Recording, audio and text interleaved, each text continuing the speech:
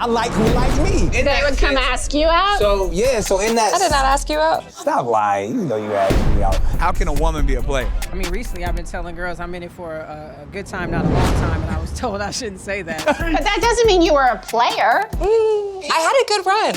Tonight on Nick Cannon at Night, a leading expert in love, sex, and relationships, Dr. Laura Berman.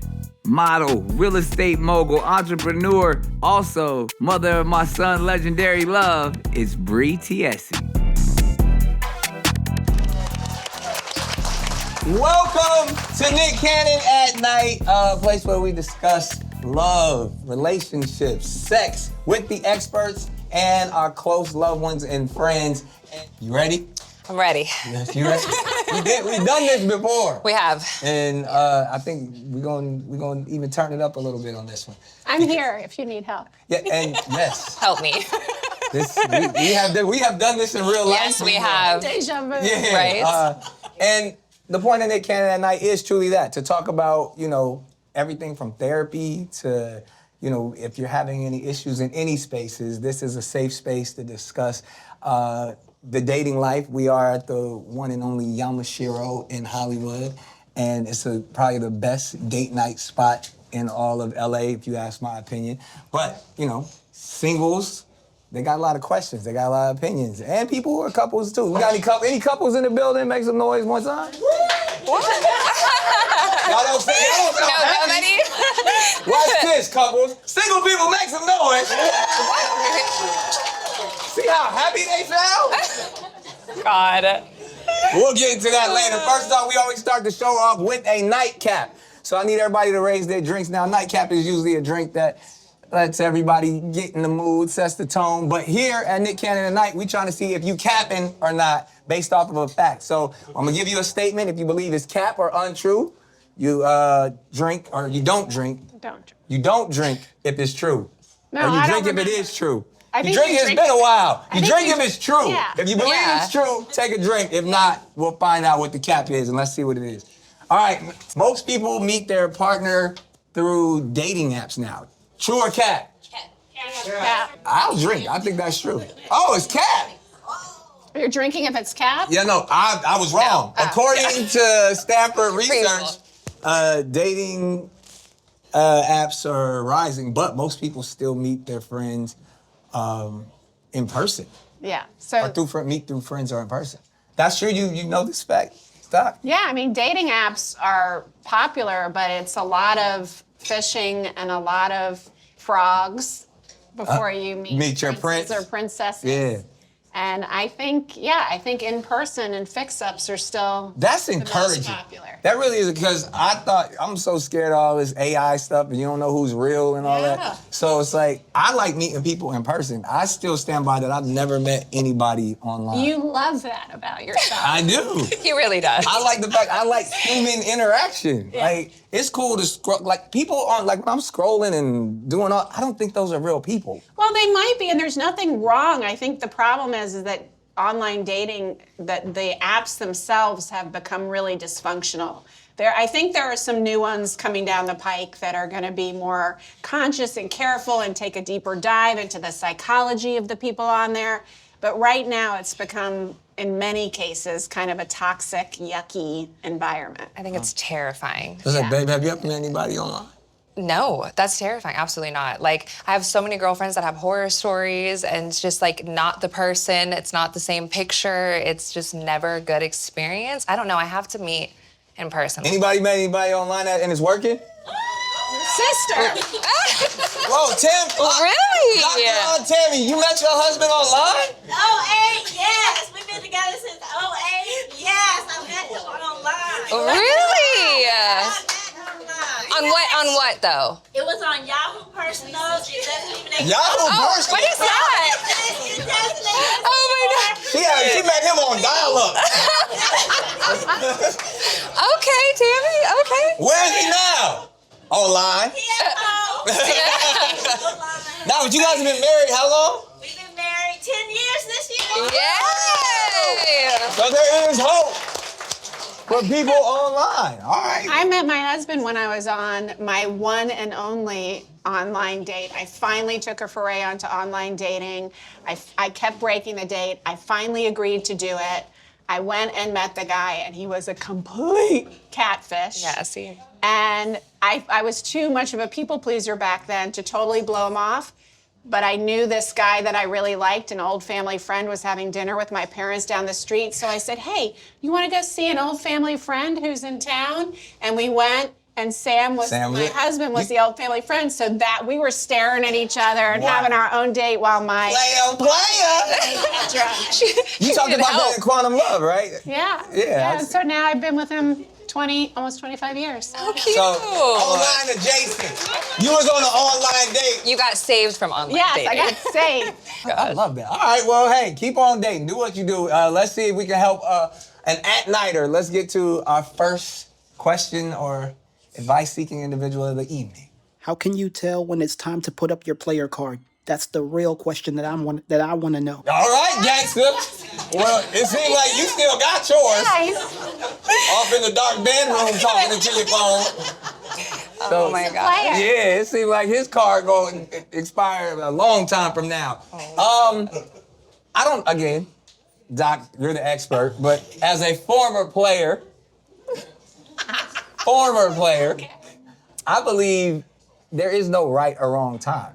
It's when your spirit kind of lets you know that you're in a space, because I know gentlemen that are older than me that are still outside. They still in these streets, and they'll be that way forever. But I also know young men that are younger than me that are happily married and very content in their scenario. And it's really about what's fulfilling for you. Obviously, I got a lot on my plate, so I don't really have. You got no room to be a player. I don't. That should be an album title. No room to be a player. Okay, Gigolo. Yeah, exactly. But I think for me, I got to a certain stage in my life where the manipulation, the dishonesty, all of that got draining and tiring. Like, I just want peace. When but stop being a player when you're done playing. Yeah. Right? Like, it's no longer fun. And when you realize that your self-worth and your cred isn't going to come from how many people want you, but from going deeper and seeing how deep you can go with Doing the work. one or the ones that, you Was that you want to shout be out with. to you? That was yeah. That was at you. I didn't want to be monogamy. She's being normative. inclusive. I'm being inclusive. Because conscious and non-monogamous that's the thing. lifestyle. Yeah, we got to talk about what the true definition of a player is, because I think there's a negative connotation that you could look at it to where you're playing the field Well, and that's being. what it means. It means you're out of integrity. You're manipulating people. I don't know. I had can't a really tell the fun doctor. time outside. But that doesn't mean you were a player. Because some people really? just like. I mean, I had a good run. yeah, she was a player. Yeah. I had a good run, and then I was like, I'm bored. Okay, I'm over it. I'm good, and I was over. That's a good question Dating. too, because we talk about that often between like men and women players. Any women consider themselves players in here There are tonight? tons of women players. See how they now watch this. Where my players at, fellas? Make some noise. See, there you go. Like guys take Yeah, pride they'll in claim it. it. Yeah, they'll Where claim it. women will actually be players and be better players, Yeah. but won't overtly let people know that they doing the same thing that men are doing. I think I would find it exhausting. But I think, is. if it's something that gives you energy and you have fun with and it builds your self-worth, it works for a while, but eventually I think everybody gets tired of it. And I think it just gets to a space where it really becomes draining. It is. And when you're a parent, when you're really focused on your career, you're like, I don't want to be trying to juggle and manage, other people's emotions and especially because there is a level of manipulation. Well, that's the thing. You can date a ton. I mean, I've been through periods where I dated a ton of people. I wasn't committed to any of them. Lots of them wanted me to commit to them. I would date one and go on a date with the next one, and a few hours later, but I don't consider that being a player because I wasn't pretending that I wanted anything other than what I was doing. See, but then you're going to that space where you're saying like being a player is, I don't think being a player is necessarily dishonest. I just feel like it's a lot. It's just, well, then I guess it's how you define being a player. Because to your point, you're playing with if people. you're dating multiple people and you're honest about it, you still a player. No, I don't. I think you're just. If I got 10 situations, I'm a player. Even if they all know about it, You're still a I'm player. me. That's how I moved all my life. Ben. No, Ben. But it's to a place where I was never, but when it got to a place where I had to lie to somebody and I was like, I can't do this anymore because I'm not being myself. That to me is when you cross into player, but That's when you a boy. That's different. See, is when Boy and a player is not the same a thing. player is dishonest. And like, if we're gonna get all the way into it, male or female, when you're someone that a lot of people desire, you can have your lay of the land and kind of design it the way you wish to design it, and it's a lot easier to be honest in those scenarios. And people think that's player, but I don't think that's player if you're honest, but that's just me. Really? I think that's. well, you an expert. I mean, look, I'm not an expert on the definition of player. I maybe somebody could look it up in Webster's dictionary and see what the definition is. But you guys tell me, is a player I think dishonest? the root is play. Say yes if you think a player is manipulative and dishonest. All the women, every woman in here said yes, except Bre. I've already got myself in this. I just gotta. So we need a new definition for the real ones. Yeah. An F-boy. Yeah, facts. Okay. All right. Well, hopefully that helps you out, player in the room. Player in your bedroom by yourself. Keep playing in these streets. Uh-oh. All right. Let's see who's next on another video. Hey, Nick at Night. My name is Yana, and my relationship question is, how important is it to establish what giving your partner grace is, and how important is that to the relationship? That is a great She question. looks Take this cute. one, Bre. She look good. Yeah. It's real good. You get a lot of grace, honey. I do. You get a lot of grace. I appreciate you. I think that's also grace for myself because I'm not going to deal with it. Like I think there's grace and then there's boundaries and then it's right there. You play in that field. But I mean, I think everyone deserves grace, and as long as you're being respected and being heard and everything's being addressed, then you deserve some grace. As long as if you correct it. As someone who is in need of a lot of grace, Yeah. it has to be. You have to like deserve it. Like, because if somebody just gives you grace and you still gonna be up, then now you're taking advantage And of that that's individual. tolerance, not great. Like Yeah. I think there's a difference between. I don't think a relationship can last unless you are willing to give each other grace for all kinds of stuff and give yourself grace. You're right about that. But that's different. And I think a lot of people, and maybe she is asking this question, that is different than tolerating repetitive, inappropriate, unfair behavior or mistreatment.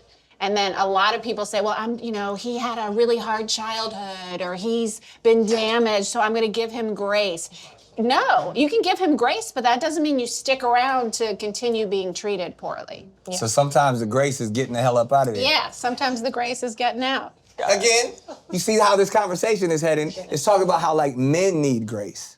Yeah. Where I we don't don't need any grace. Women, We're perfect. No, see, like that's I'm kidding. I know. I believe in this scenario too because I feel like our temperament as men is probably a little shorter than women, especially when it comes to relationships. At least let me speak for myself. As a man, I have always been quicker to run and be like, nah, I ain't dealing with that. Or I don't want a relationship. I don't want to deal with. I can find someone else, and I don't give grace. Yeah. Like my history has shown to be like, if I see any red flags, any signs, I'm out. Yeah. So as a man, I'm never really given grace in a relationship until it's someone that I have to do life with for whatever the reason is. Whether my emotions. It's not a jail Grace. sentence. Like what? It is a jail sentence. No, but I'm saying that I'm choosing to make this decision to You're say. choosing to stay. In order to stay, you have to give grace. If we made a commitment for whatever reason that commitment is, then you can get all the grace you need because I've dedicated my life to you, and we gonna rock forever. But if I'm not at that level, if we just dating or it's casual, I'm out. Like soon as I see you doing wild key in my car, going through my phone. I'm done. You wouldn't start necessarily a relationship with someone like that, but if you're in a relationship and committed to that relationship in whatever form it's taking, grace is required. And grace can be different. Like the grace I give my husband is different than the grace he gives me because we both screw up in different ways. Is that something that, I mean, and when you deal with, your different clients and stuff, that you have to teach or emphasize? Yeah. Because I'm sure when people come to therapists, it's like they're coming because they feel like something's wrong, something's broken. Yeah. And they're not necessarily looking to fix it. No, they don't have any grace. I mean, one of the biggest things is remembering that you're allies, right? That's where grace comes in. And when there's been a lot of disruption in the relationship or a lot of discord or very often infidelity in a monogamous relationship, then that's where grace has to come in. And it's not just so, I see it most in the couples, in the monogamous couples where there's been an infidelity. The cheater obviously needs some grace. No, they don't. If they're gonna stay together, and there's requirements, I can give you a whole I won't go down the rabbit hole with that unless you want me to, but if they're gonna stay together, there ultimately needs to be some grace given in order to forgive in a reasonable, respectful, make sure this doesn't happen again kind of way. But I find that the cheater often has to give the one that was cheated on enough grace for their pain. For the trauma. Yeah. I have experienced that. Yes, you have. I have experienced that to where I've mistreated somebody and then, You want them to get over it. yeah, I'm like, look, I f***ed up, I'm sorry. And then they're like, nah, those triggers, those things Yeah, still. you gotta give them grace. And then I have to do the work and understand that, Or a Chanel bag, that'll get you. Not a Chanel. Birkin. Will Birkin. Chanel get you out of cheating? It's work. Birkin? Birkin's worth. It's good to know. There's your advice. Crocodile Birkin. Hey, if she cheats, she can stay wherever she at. Oh, you said somebody hurt you. Oh, Somebody hurt you. If she cheats, she can stay where you at. Yeah, he got cheated on. yeah. I hear you. All right, well, let's see what else we can help out. This one is a written submission, I believe. As a single guy, what is the best way to ask a girl out on the first date? Oh. Ask. Today's generation, Yeah, they have no statistics show they don't know how to talk to each other. They don't know Yeah. how to, and that's why we have stuff like Nick Cannon at Night First, questions like that, because I mean, if you're not used to having real life interaction, going back to what we were talking about before, it's. I'll tell you what I tell teenagers or tweenagers when they ask me this. So they like someone in school, let's say, and they want to ask them out. I say, get to know them and see what they're into. They like playing a sport or they like playing video games. And then you say, hey, I would love to learn how to play that video game. Can we play it sometime? Or, hey, can I come watch you? Or do you want to go shoot hoops? Or do you want to go, and so you use what they're interested in to kind of invite them to go do something. Or you just say, hey, I'd love to hang out with you. Can I take you out? Can I take you to dinner? Don't just say, come do Netflix and chill. Yeah, no. Take them out somewhere That and doesn't do work? something fun. No. No, that doesn't work.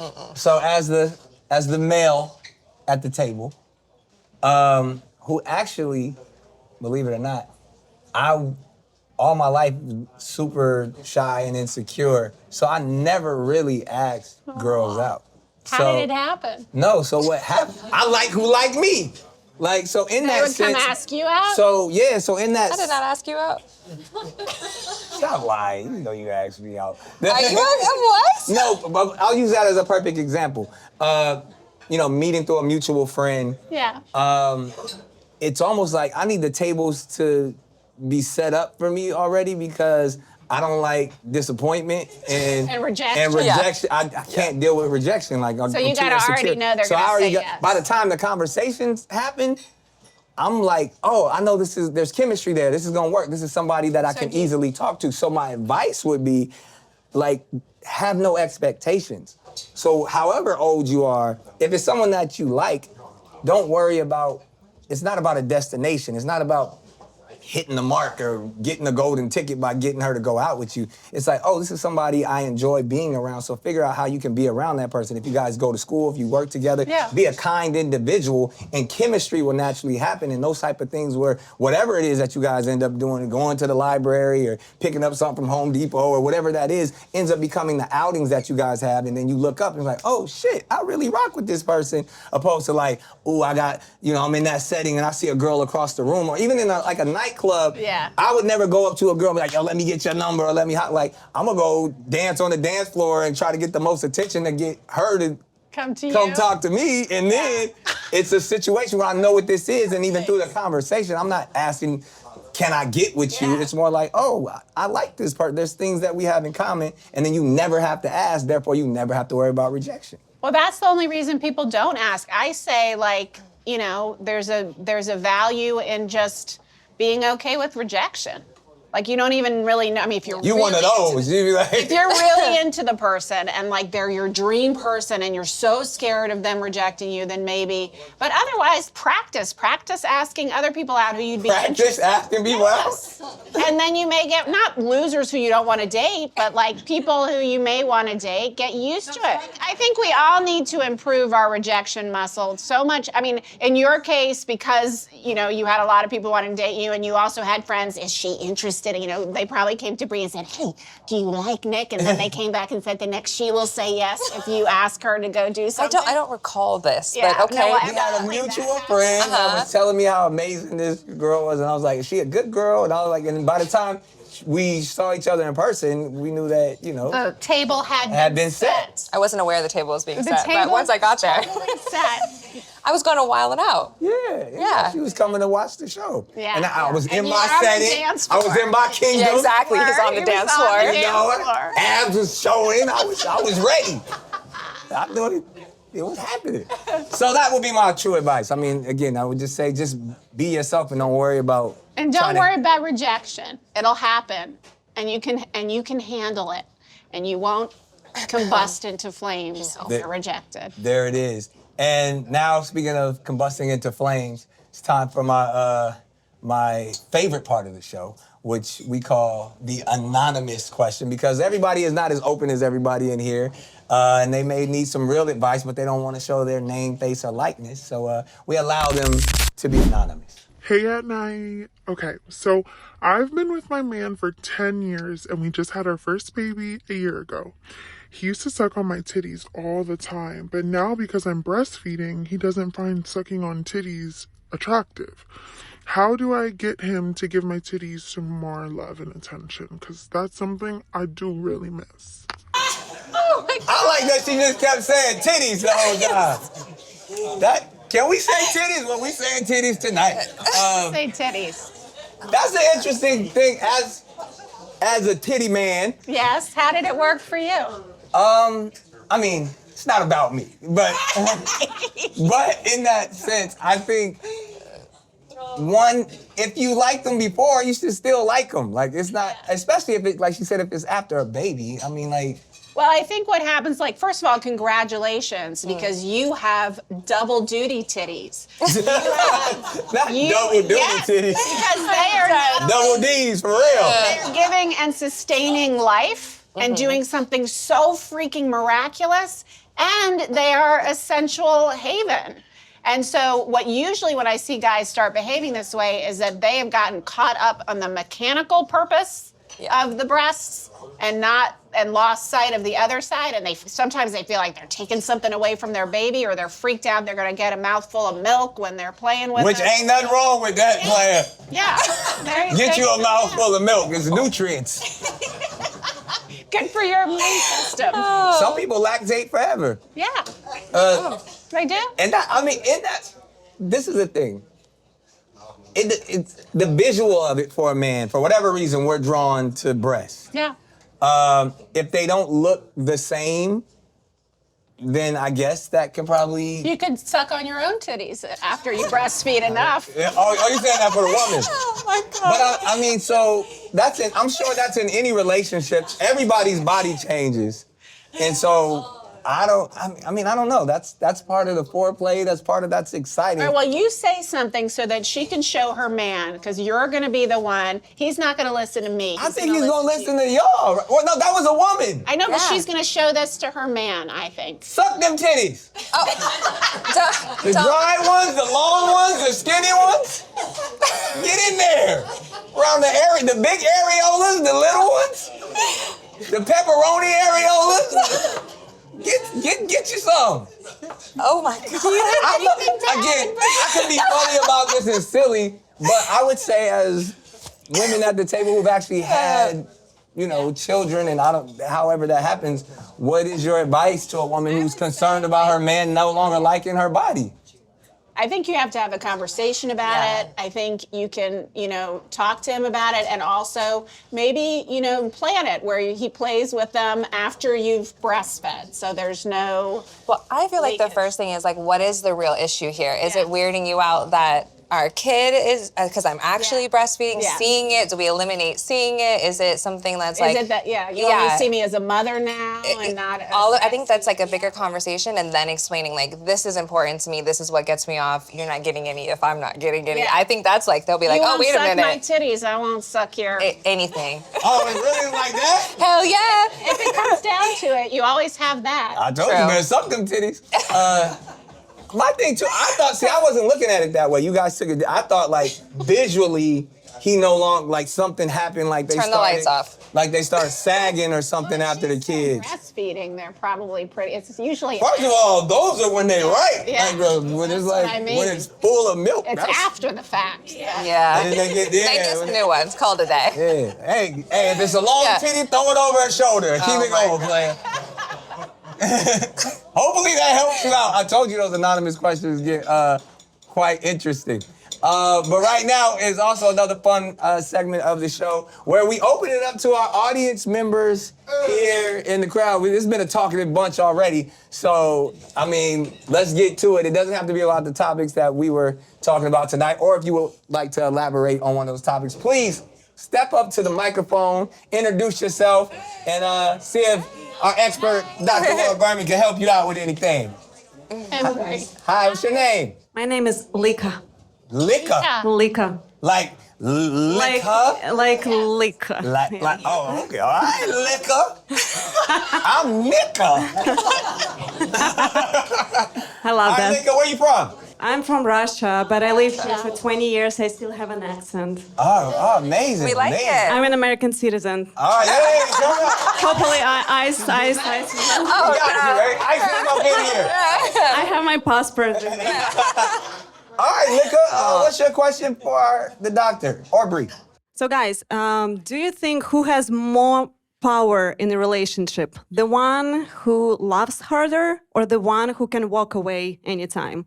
Don't tell me the one who pays for everything. No. Lika, that's a interesting. If I had to choose between the two, it depends how you define power. Yeah. Because the one who loves harder has the most power in just because through the power of love. Yeah. But in that relationship, the person who can leave has the most control. There's a difference between control and power. Yeah. I would rather be the person that loves harder because I'm loving for me, not for the scenario. I'm loving to express. To me, I've found that that's what love is really about. It's not what you can do for me, it's what I can do for you. So you're a giver. And so a giver. But he also has a lot of power in his relationship. So, but in that, not that you don't too, but he does. It's more about, I choose to love. I don't care what your reaction is to my love. So whether you go or stay, I still felt like I did what I was supposed to do by being the lover I was supposed to be. So that, to me, is where the power lands.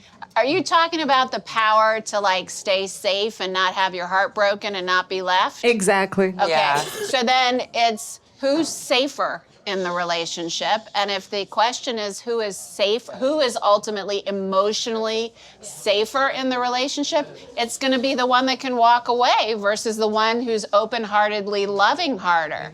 But I will say that you don't have to, it doesn't have to be one extreme or the other. I think you have to be in choice. in your relationship, if you feel like you are going to turn into dust and be literally unable to survive without your partner, you never have any power. I'm not saying you wouldn't curl up into a ball and be devastated if it ended, but ultimately you would be okay.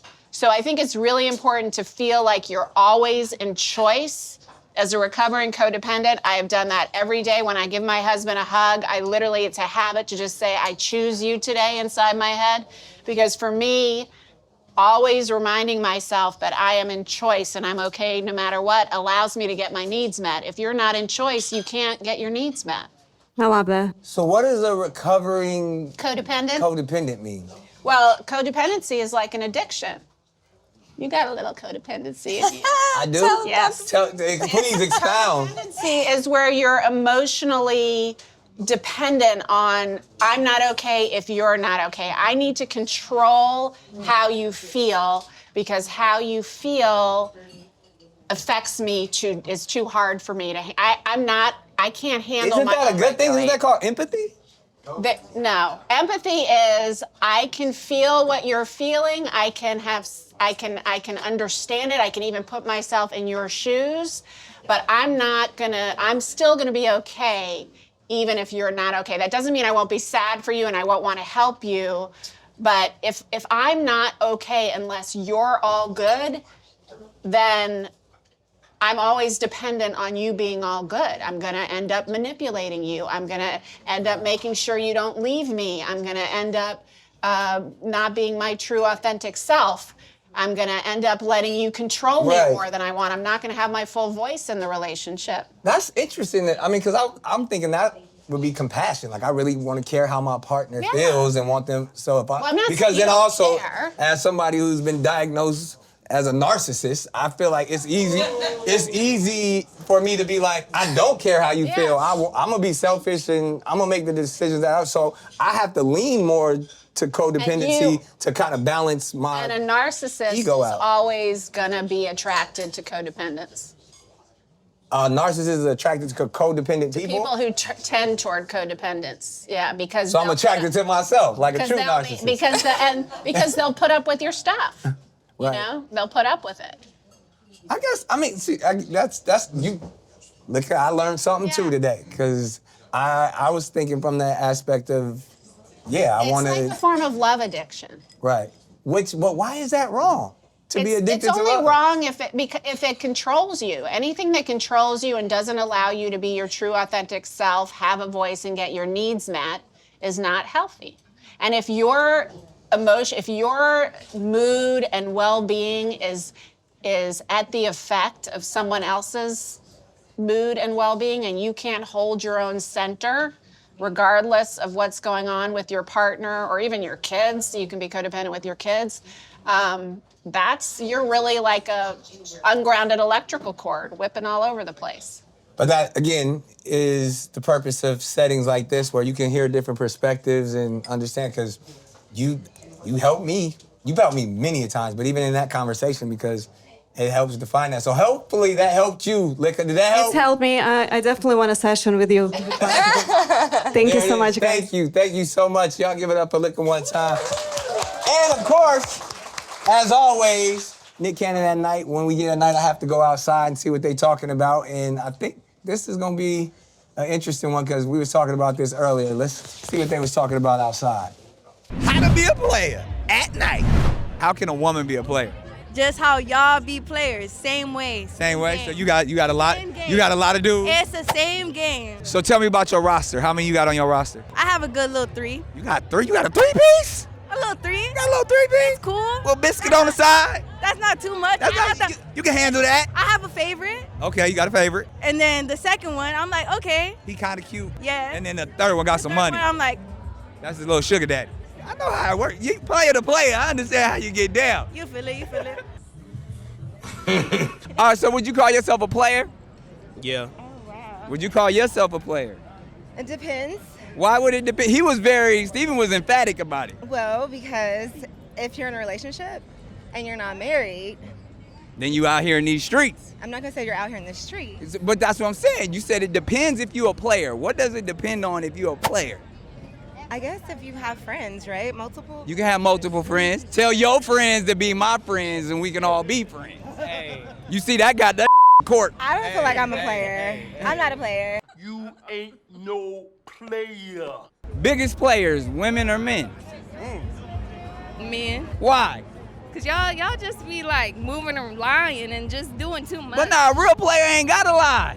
Y'all be doing too much. Players ain't gotta lie. We keep it all the way authentic. Y'all finna gang up on me now. How do you get into that conversation of being like asking them what they like? Usually it's something up front, because I'll just say what I like, and then that just works out. We're like, oh, okay, well, I like this, and then we'll figure it out. I feel like you get a certain advantage of being a woman and knowing what a woman likes, the more like, because guys can't just say stuff like that to a girl that they hollering at her into. We gotta ease our way into it. I mean, I've learned I'm more of a boyish type of girl. I mean, recently I've been telling girls I'm in it for a good time, not a long time, and I was told I shouldn't say that. So. Write that down, write that down! So you think just like us? That's what I hear. Yeah. Both of y'all are players. Yes. A little bit. So who's the bigger player? Jordan, that's you? 23, that's Big Jordan right there. Now, why is he the bigger player than you? Sometimes I be a little more outgoing, but he knows how to get them. He got away with words. So when y'all get in there tonight, like what's the tag team? Who the wing person? He kind of just goes off on his own. I'd be abandoning her. But the thing is, she thinks every guy out here is ugly though. What is your type? I don't know. No, like you tall know. Mexicans. Tall Mexicans. Yeah, you ain't gonna find too many of those around. Clap it up, y'all. God. Well, this has been an amazing episode of Nick Cannon at Night. We want to thank our guest, the one and only Dr. Laura Berman, and of course, Bre Tiesi. Like, subscribe, and we gonna take a break. And we out of here, y'all. Peace. Thank you for coming. Get ready. If you like Nick Cannon at Night, you can watch it on YouTube or watch new episodes early and ad-free right now by joining Wondery Plus in the Wondery app, Apple Podcasts, or Spotify. Before you go, tell us about yourself by completing a short survey at Wondery.com/survey.